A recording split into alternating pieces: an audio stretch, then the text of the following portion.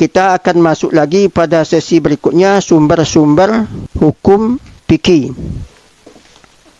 Sumbernya Al-Quran dan Sunnah, ijma' dan qiyas. Jadi 4 sumber pokok, sumber utama. Kalau sumber pokok lagi 2, Al-Quran dan Sunnah. Tapi berkembang menjadi 4, Al-Quran, Sunnah, ijma'. Al-Quran. Jadi banyak mahasiswa ketika bapak tanya berapa sumber hukum fikih, dia sebut Al-Quran, Sunnah, ijma' dan qiyas. Tapi ketika bapak tanya, kenapa kok Al-Quran itu dijadikan sumber hukum? Apa dalilnya? Itu banyak yang tak menghafalnya. Bagusnya dihafal. Sebagaimana dalam buku bapak itu halaman 32, Syahrul Ramadan alladzi unzila fihi al-Quran hudal linnas. Kan singkat saja itu. Di bulan Ramadan itu diturunkan Al-Quran sebagai petunjuk bagi manusia. Ayat yang lain banyak. Zalikal kitab la raiba fihi hudal lil muttaqin. Tapi ini untuk standar supaya ada satu pemahaman tentang ayat yang berhubungan dengan sumber hukum. Kalau hadis nabinya, taraktu fikum ma in tamassaktum bihi lan tadillu ba'di. Ya, aku tinggalkan pada kamu, jika kamu berpegang padanya, kamu tidak akan sesat selamanya. Apa itu? Kitabullah wa sunnati, kitab Allah dan sunnahku. Ini sumber hukum. Kedua, hadis Nabi. Kenapa hadis Nabi itu bisa pula menjadi sumber hukum? Jadi dalam ayat dikatakan, makana Muhammadan aba ahadim rijalikum walakin Rasulullahi. Muhammad itu tak lain dan tak bukan kecuali dia itu Rasulullah. Jadi kita ambil saja kesimpulan, tidak kita terjemahkan secara verbal. Jadi dalam ayat ini menunjukkan Nabi itu Rasul Allah. Jadi kalau dia seorang Rasul tentu menjelaskan hukum-hukum. Wa ma yantiqu anil hawa in huwa illa wahyu yuha. Apa yang disampaikan oleh Nabi itu yang berhubungan dengan hukum, maka itu dijadikan sebagai sumber hukum. Semuanya adalah wahyu. Memang tidak semua yang muncul dari Nabi itu sebagai sumber hukum, seperti umpama dia bergurau dengan istrinya, itu hanya sifat kemanusiaannya saja. Yang dikatakan di sini terkait dengan masalah hukum agama. Kemudian hadis yang menunjukkan bahwa Nabi itu sebagai sumber hukum, sebagaimana hadis tadi, aku tinggalkan padamu, kalau kamu berpegang maka kamu tidak akan sesat selamanya. Ada lagi ijma', ya, kesepakatan ulama. Jadi ada yang disepakati dulu oleh para sahabat sehingga teori ini menjadi sumber hukum. Umpamanya apa yang diputuskan oleh Umar bin Khattab, Abu Bakar Siddiq, Utsman bin Affan, Ali bin Abi Thalib. Jadi kalau ada pandangan-pandangan sahabat ini dijadikan sebagai sumber hukum karena itu menyangkut kesepakatan. Termasuk juga memilih pemimpin. Ada kesepakatan para sahabat bahwa memilih pemimpin itu dengan cara aklamasi. Menjadi sebuah istilah ijma'. Kalau dalilnya, kuntum khaira ummatin ukhrijat linnas ta'muruna bil ma'ruf wa tanhauna 'anil munkar. Kamu adalah umat yang paling terbaik, dikeluarkan atau diutus kepada manusia mengajak kebaikan dan menjauhi kemungkaran. Situ ada katanya kuntum, kamu. Legalitas dari Allah, kamu itu kan bentuk banyak. Apa yang diputuskan hukum secara jama'i, kolektif berjamaah, maka itu boleh dijadikan sumber hukum. Solat itu sepakat para sahabat yang wajib itu 5. Di samping memang ada hadis Nabi, juga ada kesepakatan para sahabat sampai sama kita hari ini bahwa sembahyang yang wajib itu ada 5. Hadis Nabi, la tajtami'u ummati ala dolala. Umatku itu tidak akan sepakat kalau itu untuk kesesatan. Menjadi sebuah metodologi dalam penetapan hukum seperti ijtima' ulama dalam penetapan hukum. Ijma' itu yang disepakati oleh para sahabat, ada yang disepakati oleh para ulama, tetapi tetap juga berpegang kepada dalil-dalil Al-Quran dan Sunnah. Kemudian kias, analogis hukum. Mana dalilnya? Fa'tabiru ya ulil absor. Ambillah perbandingan wahai orang yang memiliki akal. otak kita ini bisa menganalisa suatu masalah, apakah ini dibolehkan atau diharamkan. Coba dikiaskan, kalau ada ketemu dalam Al-Quran, diambillah teori analogis hukum tentang masalah khamar. Kata hadis Nabi, kullu muskir khamrun wa kullu khamrin haramun. Setiap yang memabukkan khamar, setiap khamar itu diharamkan. Tapi tak ada narkoba dibilangnya. Dilakukanlah perbandingan. Kenapa kok khamar itu diharamkan? Karena menghilangkan akal, memabukkan. Maka disamakan hukum. Ini disebut dengan hukum kias. Dalil yang dimunculkan dalam sejarah ketika Mu'az bin Jabal diutus ke Yaman menjadi qadi atau hakim, ditanya oleh Nabi, kalau kamu menemukan masalah, bagaimana kamu memutuskan hukum? Kata Nabi. Kata Mu'az, aku lihat kepada Al-Quran ya Rasulullah. Kalau tak ada dalam Al-Quran, aku lihat kepada hadis Nabi. Kalau tak ada di dalam hadis Nabi, bagaimana? Qala ajtahidu bira'yi. Saya akan berupaya dengan ra'yi, pendapatku. Inilah penggunaan akal ketika memutuskan hukum, yang disebut hari ini adalah kias. Begitulah contoh-contoh yang lain ini sumber hukum yang disepakati. Ada sumber hukum yang tidak disepakati, yaitu istihsan. Itu memilih yang terbaik atau sesuatu yang dipandang baik. Wattabi'u ahsana ma unzila ilaikum min rabbikum.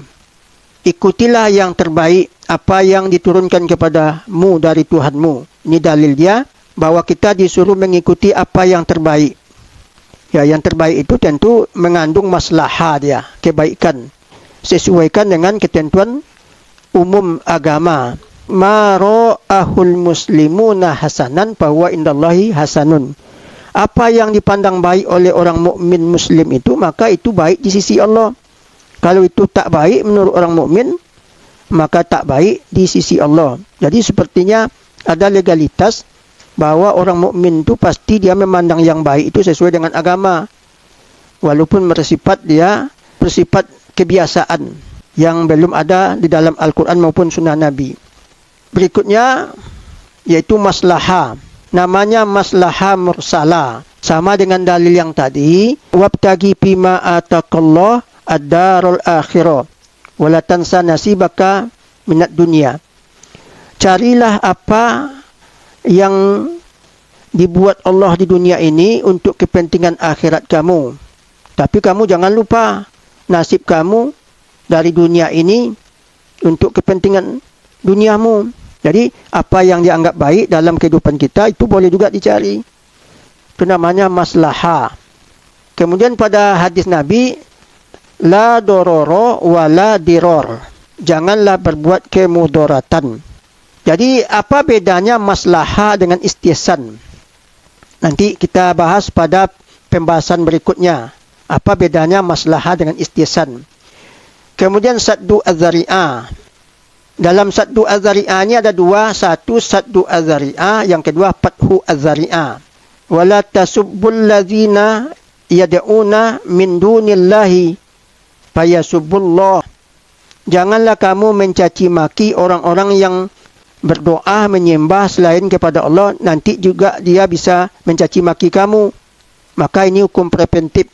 Hati-hati.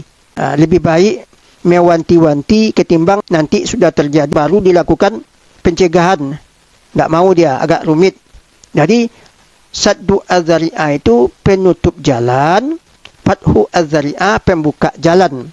Kalau setiap bapak tanya saddu az-zari'ah, pasti bapak tanya fathu az-zari'ah.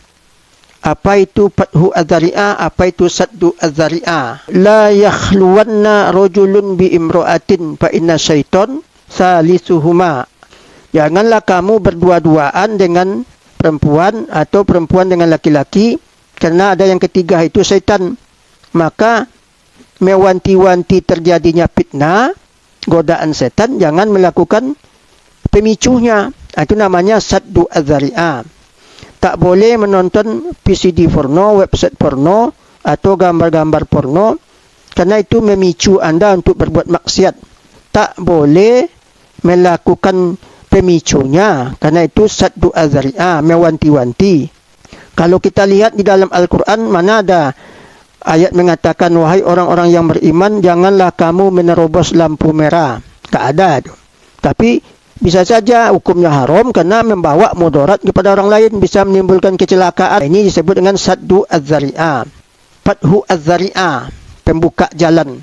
Ada ayat mengatakan wa basyiril ladzina amanu wa amilus solihati anna lahum jannatin tajri min tahtihal anhar. Beri kabar gembiralah orang-orang yang beriman dan beramal soleh itu bahwa untuk mereka itu ada surga. Jadi untuk masuk surga itu ada jalan pembukanya, yaitu beramal soleh. Ini disebut dengan fathu az-zari'ah. Kalau saddu mewanti-wanti, hukum preventif menutup jalan. Kalau fathu pembuka jalan. Man istata'a minkum ayyamut fil Madinah falyaf'al fa inni asfa'u liman yamut biha. Siapa yang sanggup meninggal di kota Madinah, lakukanlah. Sebab saya, kata Nabi, akan memberikan syafaat. Jadi bagaimana caranya agar kita meninggal di Madinah? Tentu dilakukan pembukanya, pergi ke Madinah. Kalau kita tinggal di sini, ya otomatis tipis harapan kita meninggal di Madinah. Kecuali ketika kita pergi naik haji atau pergi umroh. Jadi ini sifatnya hanya sekedar fathu az-zari'ah.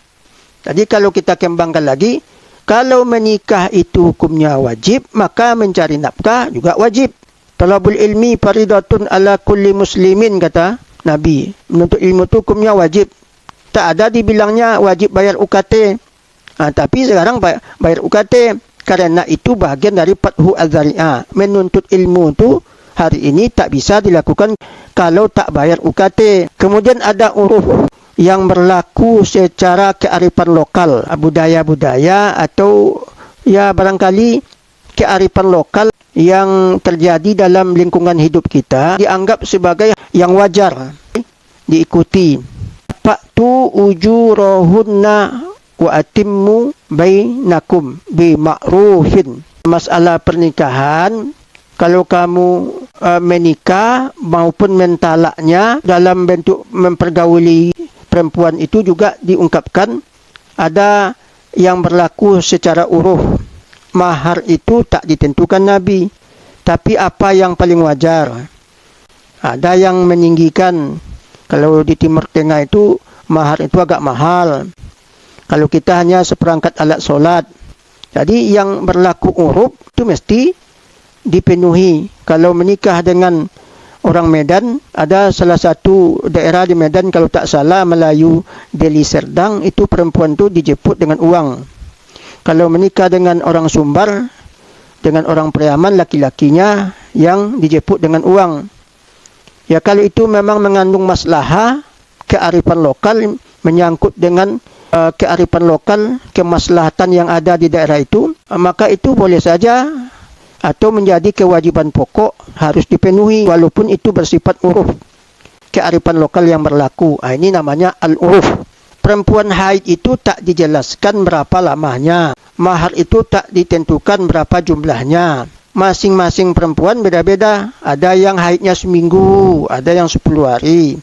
Itu dipulangkan kepada yang bersangkutan. Beda perempuannya, beda masa haidnya.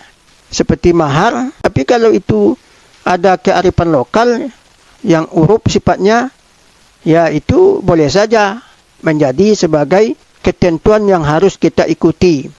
Karena itu juga bahagian dari pembuka jalan menuju pada kewajiban pokok utama, yaitu menikah. Kemudian namanya syar'um mangqoblana. Ada syariat yang terdahulu yang diamalkan sampai sekarang. Seperti puasa Ramadan. Sebelum puasa Ramadan ini ada, puasa dahulu itu sudah ada juga. Ini ada syariat-syariat yang dahulu diamalkan sampai sekarang. Ada yang legalitasnya masih diakui, ada yang dirubah. Seperti menikahi perempuan-perempuan yang zaman dahulu dibolehkan, sekarang tak dibolehkan. Juga tentang kisos. Kisos itu zaman dahulu sudah ada. Diambil oleh Allah atau ketentuan ini masih berlaku sama kita. Penjelasan para ulama, boleh saja kita mengamalkan ibadah Nabi Daud selama itu masih sanggup, karena itu tidak ada pembatalan. Itu disebut dengan syar'um mengqoblana, syariat yang terdahulu. Qaulus sahaba, kapan ungkapan para sahabat, sebagaimana Sayyidina Ali mengatakan tentang zakat fitrah itu, kata Sayyidina Ali, an manahallah, siapa yang diberikan Allah minar roha, banyak kekayaan, yang bagi sewajarnya ayyu'tiya, sewajarnya membayar zakat fitrah itu mazidah, dilebihkan, tidak satu sok.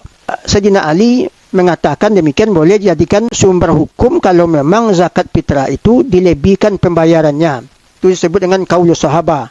Ya, termasuk Umar bin Khattab, Abu Bakar Siddiq, terutama Umar bin Khattab ketika terjadi paceklik, ada orang mencuri ke Baitul Mal, uang negara, tapi Umar bin Khattab tak memberlakukan hukum potong tangan karena ada pertimbangan. Maka bisa saja dalam kondisi tertentu hukum Allah itu harus dipertimbangkan kalau memang ada situ maslahah. Jadi ini dijadikan oleh sebagian ulama yang disebut dengan istihsan tadi itu. Nanti kita jelaskan pada halaman berikutnya. Jadi itu praktek sahabat. Jadi kalau ada praktek sahabat, ucapan sahabat yang memungkinkan untuk dipegang sebagai dasar hukum, itu boleh saja. Sekarang kita akan melangkah pada bab berikutnya, yaitu metode penetapan hukum.